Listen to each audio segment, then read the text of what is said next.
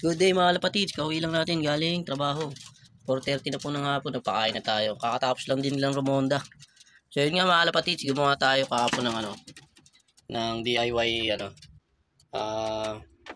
yung saluan ng nila para hindi sila hindi nila natatapakan yung tae. Tsaka nakikita natin yung droppings kung maganda o hindi.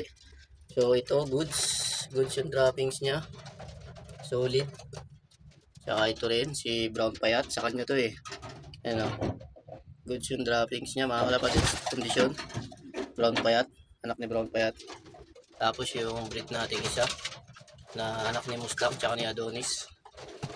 So ito naman yung isang ito yung YB.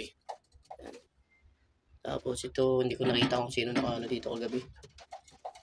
Yan. Tapos ito si ito si QQ, apat yung kanyang itlog, no?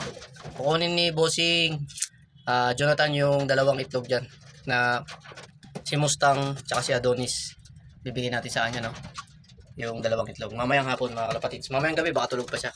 Okay, alright mga kalapatids. Yun lang muna ang update natin sa ngayon. So naglagay nga tayo dyan kahapon ng fake mineral, grits, Taiwan sword, tsaka yung stone.